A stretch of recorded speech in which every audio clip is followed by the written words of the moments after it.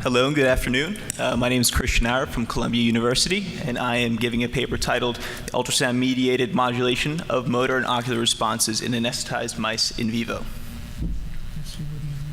So to give a quick background, even though I think that we've gotten a pretty good background so far, transcranial focused ultrasound can transiently and non-invasively modulate the function of regional behavior in rodents, in non-human primates, and in humans.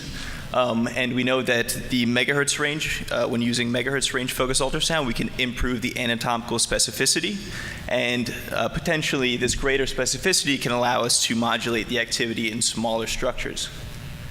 So my objectives today are to demonstrate that megahertz range focused ultrasound can elicit paired motor responses, which I'll explain, and also show that we can use this range of focused ultrasound to modulate anxiety-related subcortical structures via ocular responses.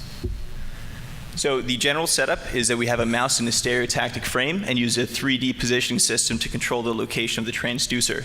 We set up a, is there a laser pointer?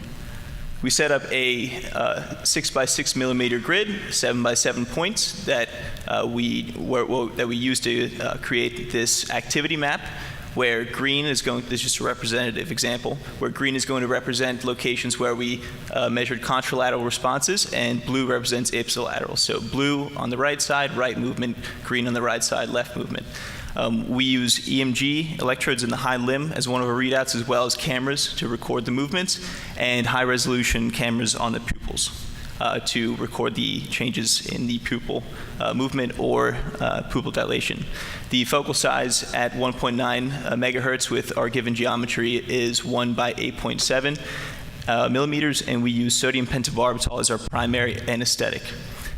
Similarly to other presentations you've seen, we use 1 kilohertz pulse repetition frequency, 50% duty cycle, and a series of 10 shots alternating 1 second on, 1 second off. So in this first example, you see the transducer is on the left side and the right paw is moving approximately with the same frequency that the 1 second on, 1 second off. And then the transducer is going to move to the right side, the equal and opposite side from the midline, and we'll see the left movement. And for this mouse, this activity map was generated. And you can see it's pretty consistent getting the opposing movements. This is a representation of where we are in the somatosensory cortex, about the same size of the full width half max acoustic focus that's dipped 1.5 millimeters beneath the skull, just so we, with the leading edge, affect only the cortex. And the threshold pressure for this particular mouse was shown to be between 1.12 and 1.45 megapascal. The pressures I'm reporting are derated for the skull attenuation, so this should be the actual pressure that is affecting the tissue within the skull. We found that higher pressures require less what we call sonication shots in order to elicit the movement. And the average latency between the stimulus onset in gray and the EMG recording in orange was approximately 1/4 of a second. So when stimulating or modulating subcortical structures, we measured pupil dilation in 3 mice, all at the superior colliculus, as well as eye movement in 1 of the mice when targeting the same structure. The threshold pressure for pupil dilation was approximately 1 megapascal. And for this, we would center the full width half max at the actual structure that we were trying to target. And it's also important to realize that even though we do have a very confined focus, the structures of the brain are still relatively small compared to the beam. And here's just a quick picture of what the pre-dilation pupil size looks like compared to the post-dilation, as well as pre-motion and after the pupil has moved. We did a safety evaluation on 5 mice, where on one hemisphere we applied 1.93 megapascals, and then 3 megapascals on the opposing side. And we didn't observe any red blood cell extravasation. And these pressures are both higher than anything that was required during the experimentation. So this shows that the procedure is safe for the mouse.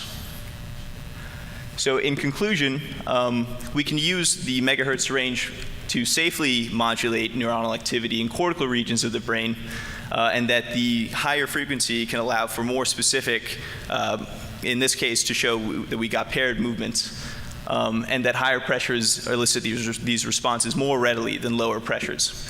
And we can also safely modulate subcortical activity, as shown via the ocular responses. Our ongoing work is to continue exploring the full parameter space that optimizes neuromodulation in hopes of elucidating what the mechanism of action is. We're also continuing work in non-human primates. I'd like to thank my lab group and our funding sources. Thank you very much.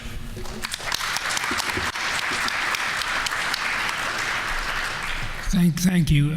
Questions?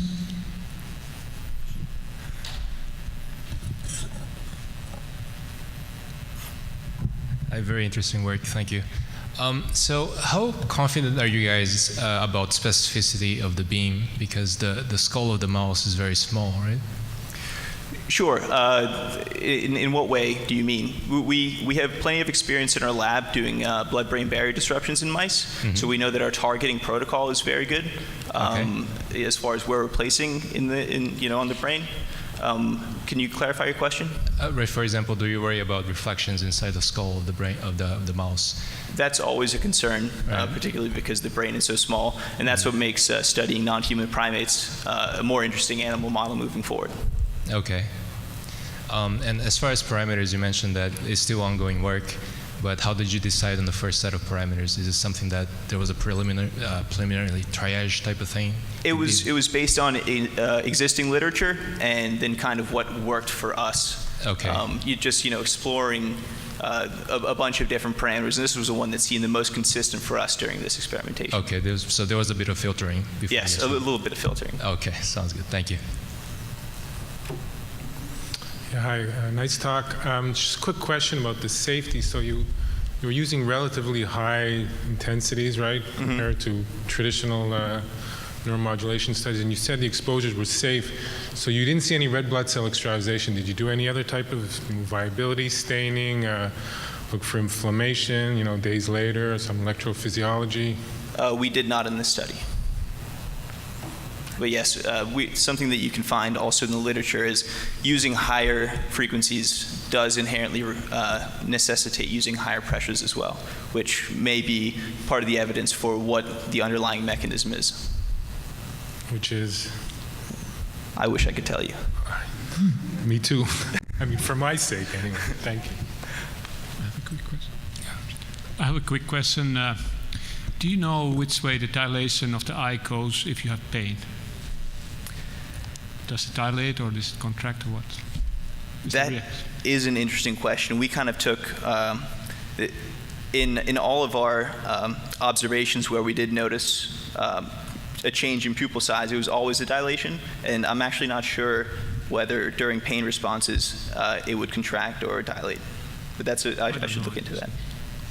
Given the position of your beam, have you looked at the glial limitans or anything else in the meninges to see whether or not there's any infiltration in that area? Because that's where a lot of your damage may occur if, in fact, you're vibrating that part of the brain. And because when you look at the histology on an H&E, you're looking deep into the brain. You're not looking at essentially the covering, the dura, the meninges area. So that's something you should start paying attention to, is pulling that off when you pull the skull off. Okay.